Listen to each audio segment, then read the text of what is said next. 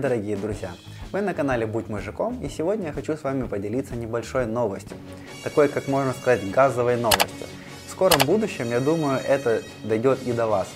Это некое новшество, которое сейчас вводит газовая служба. Новшество это установка модемов на газовые счетчики. Вот это все, что вы видите перед собой, это все модемы. Модемы ТКБ от фирмы Radmirtech. Это не реклама, это просто с вот этими модемами сейчас у нас работает наша фирма. То есть модем представляет собой, собственно, какой-то блочок с неизвестно чем внутри. Ну, что я точно знаю, здесь внутри установлен GPRS модем. То есть он работает на обычной сим-карточке, как на обычном телефоне. Эта карточка подключена к интернету и, соответственно, подключена к плате самого модема. Также в нем установлена батарея. Вот такие вот датчики у нас теперь устанавливаются на газовые счетчики. А вот это у нас, собственно, сама антенна. Антенна имеет с обратной стороны такую клейкую сторону, то есть вот эта вот ленточка у нас отклеивается, и антенка куда-нибудь лепится. Конечно, желательно на подготовленную поверхность для того, чтобы она там держалась. Как работают эти датчики с газовыми счетчиками? Датчик это, грубо говоря, такой разомкнутый контакт. То есть и контакт этот замыкается, когда он у нас устанавливается, я вам сейчас на видюшечке покажу, прямо под счетный механизм нашего газового счетчика. И как только у нас циферка с металлической частью проходит над датчиком, эта металлическая часть замыкает контакт, потому что контакт здесь такой магнитный.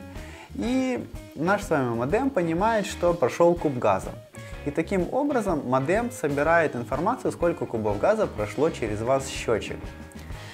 Кроме того, за счет того, что датчик устроен вот таким вот образом, что он работает со счетным механизмом, а именно с металлической частью на одной из его шестерен, он также учитывает, установили ли вы какой-нибудь магнит на ваш газовый счетчик. То есть, если вы решили остановить ваш газовый счетчик, то этот модем это все сразу заметит и увидит это как аварийную ситуацию. А данные об аварийных ситуациях этот модем держит в своей памяти 128 суток.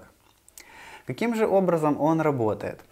Он собирает информацию с газового счетчика, суммирует это все здесь и хранит в себе почасовые данные, посуточные данные, а также ежемесячные данные.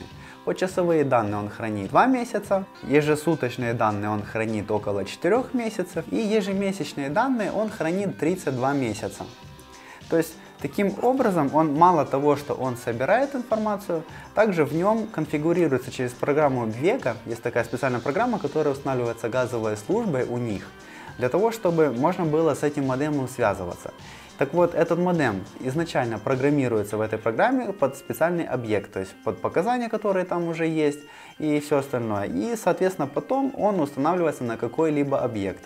После того, как его на объекте установили, с ним уже можно выйти на связь посредством связи интернет. То есть заходите в интернет, вбиваете определенный адрес, который будет вбит в этом модеме, и вы попадаете на конкретный объект, на конкретный модем и узнаваете показания счетчика, которые установлены на объекте.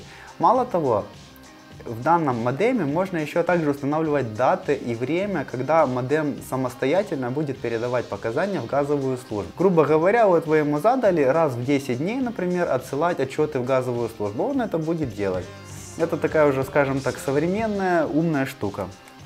Ну и вот некоторые модемы здесь у них есть вот такие вот с выносными датчиками, с выносными антеннами.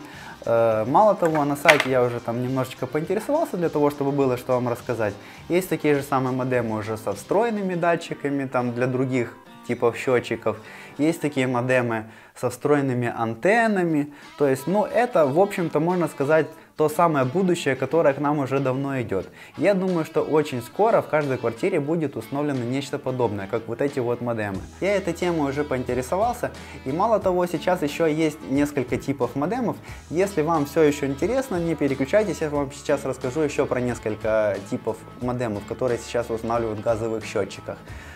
Типы датчиков бывают разные, то есть у нас вот такие модемы, которые устанавливаются вот в данном случае на коммунально-бытовые объекты в счетчике мощностью до 10, то есть G10, пропускная способность от 10 до 16 кубов. То есть в такие счетчики ставятся вот такие вот модемы. Это у нас выносной тип. Есть у нас в многоквартирные дома, к примеру, какая-нибудь высотка, в этой высотке там от 50, там, к примеру, и там, до 300, например, квартир. В каждую квартиру устанавливаются датчики, только уже датчики вот такие вот отдельно. Приходится, ставится и просто датчик на счетчик. То есть счетчик и датчик, модема нет. Вот. 300 квартир с датчиками. В центральном месте, скажем так, вот, к примеру, дом имеет у вас такой прямоугольный формат. И где-нибудь в центральном месте, то есть сверху, снизу, в центре, ну желательно где-то в центральном подъезде, устанавливается специальный щит с концентратором. Концентратор, он что делает? Он собирает информацию со всех датчиков. Каждому датчику присвоен определенный номер. Каждый номер закреплен за определенной квартирой. И получается, что эти датчики, мало того, что они сообщаются между собой, так они еще и сообщаются с концентратором. Это делается для того, чтобы связь была лучше с концентратором. А сам концентратор, это, в общем-то, грубо говоря, такой же самый модем, тоже с карточкой GPRS. То есть он сам отправляет информацию по установленному графику в газовую службу, и с ним можно связаться по интернету. И есть еще сейчас такие тоже очень интересные модемы, даже это не совсем модемы, это такие датчики. Но датчики эти имеют не такой дальний радиус действия. То есть там уже не GPRS какая-нибудь связь, это уже не связь по телефону, это идет уже у нас связь радио. Эти датчики или счетчики под вот эти вот датчики стоят уже дешевле, конечно же, но для того, чтобы снять с них показания, что делают? Устанавливают датчики на счетчики, и эти датчики уже не на концентратор сбрасывают, не на модем, а сбрасывают на сборочное устройство. То есть получается, грубо говоря, взяли улицу Гагарина, справа-слева на домах понаставили вот эти вот все датчики, и едет какой-нибудь Вася Иванов по улице на машине, у него рация.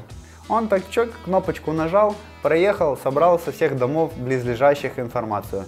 Проехал на улицу какую-нибудь другую, Сегецкая там, например. Чик, кнопочку нажал, пособирал все с улицы Сегецкой. То есть и таким образом, не заходя в квартиру, просто нажав кнопочку на своем сборочном устройстве, он получает показания счетчиков абсолютно со всех квартир. Так что, ребят, я думаю, что очень скоро в каждой квартире, в том числе, я думаю, даже в вашей, если у вас даже и нету счетчика, то мало того, что появится счетчик, так счетчик, скорее всего, как я вам уже говорил, будет с термокорректором. Если вы не знаете, для чего термокорректор и как он работает, можете посмотреть мое видео об экономии газа. И он будет, скорее всего, с модемом. Так что будущее уже близко, а контролеры, я думаю, в Одессагазе очень скоро уже работать не будут. Ихнюю работу будет выполнять электроника. Так что всем спасибо за просмотр, друзья, и до новых встреч. Пока!